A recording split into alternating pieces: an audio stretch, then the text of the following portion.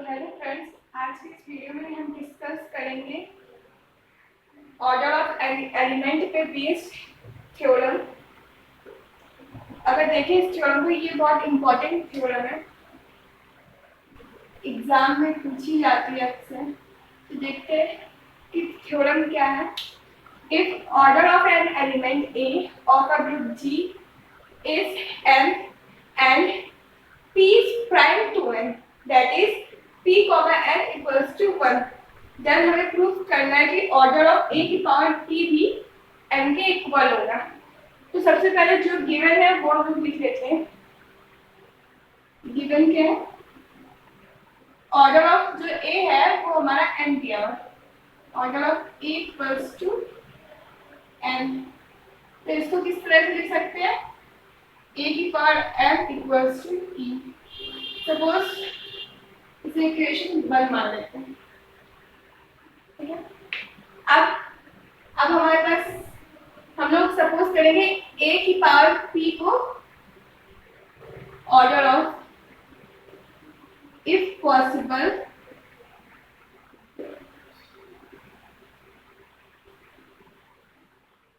Suppose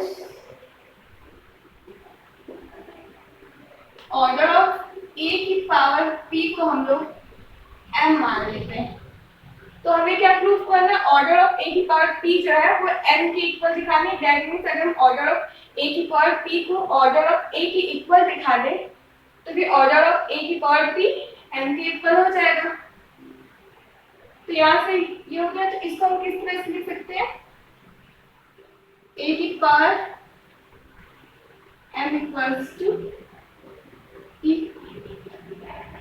bye definition of order of element.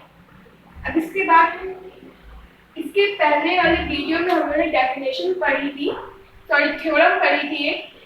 वो theorem थी कि अगर किसी भी integral power of an element can not exist the order of an element, मतलब किसी भी इंटीग्रल पावर वाले एलिमेंट का जो ऑर्डर होता है वो कभी भी उस एलिमेंट से ना तो बड़ा हो सकता है, हमेशा छोटा ही रहेगा, या तो फिर उसके इक्वल हो सकता है।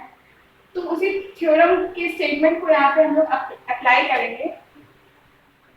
देखिए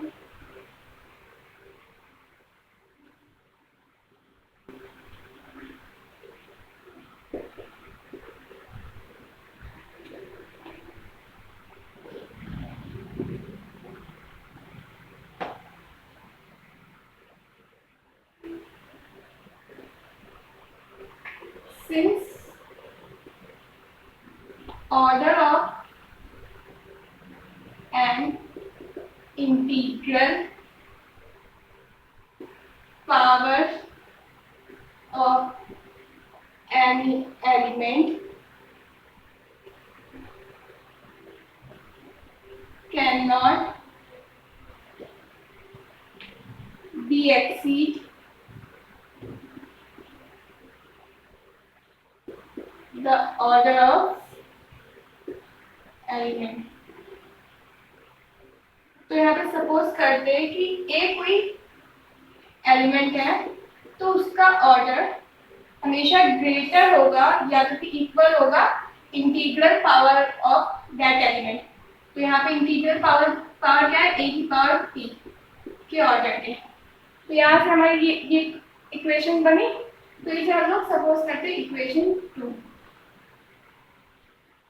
इसके बाद अब हमें क्या गिवन है कि जो p है इस प्राइम टू m, मतलब p और m जो है वो एक दूसरे के रिलेटिवली प्राइम है। तो उससे लिख सकते हैं since p and n are relatively prime। तो यहाँ पे सपोज करते हैं कि दो इंटीजर एग्जिस्ट कर रहे, there exist integer x and y, such that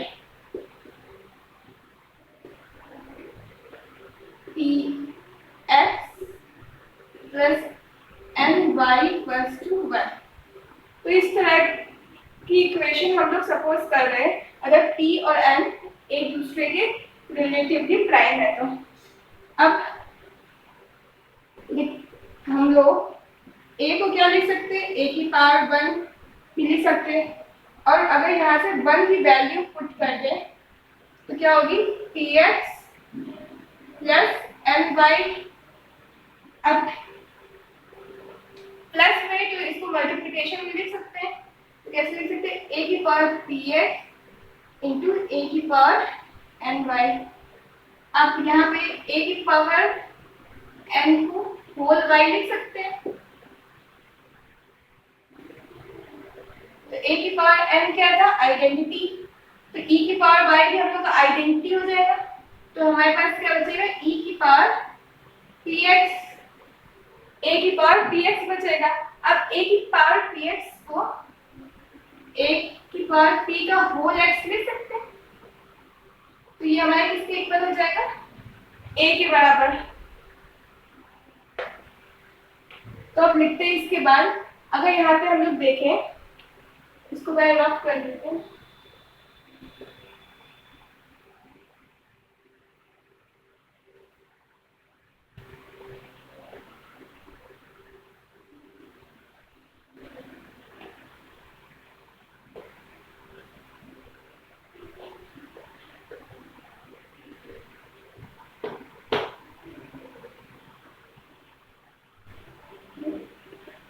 अब हम लोग ने क्या सब a की पावर p को सपोज किया ना, और a, ये हमारी सेकंड इक्वेशन थी, ठीक है, इसको हम लोगों ने यहाँ पे लिख लिया। अब इसका काम करेगा, तो अगर इसमें इस इक्वेशन से देखें a की पावर p का होल x, अगर सपोज करें कि a की पावर p कोई एक एलिमेंट है और a की पावर p का होल x मतलब इस एलिमेंट की इंटीग्रल पावर, तो हम लोग फिर से वही थ्योरम लगा सकते हैं कि order of any integral power of an element can not exceed the order of that element. तो यहाँ से again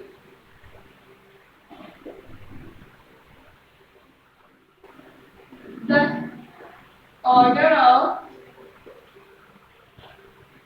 integral power of an element cannot exceed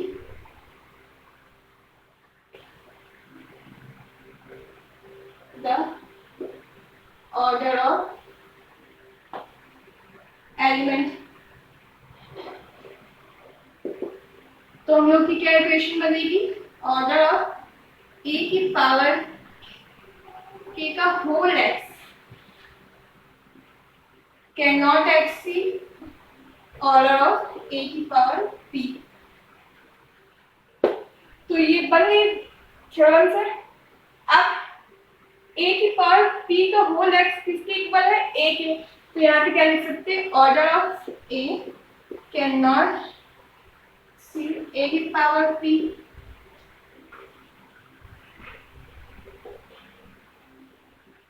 अब जो हमारा, अगर हम लोग देखें फ्रॉम दिस एंड दिस, अगर सब सपोज करें इक्वेशन 3, तो फ्रॉम 2 एंड 3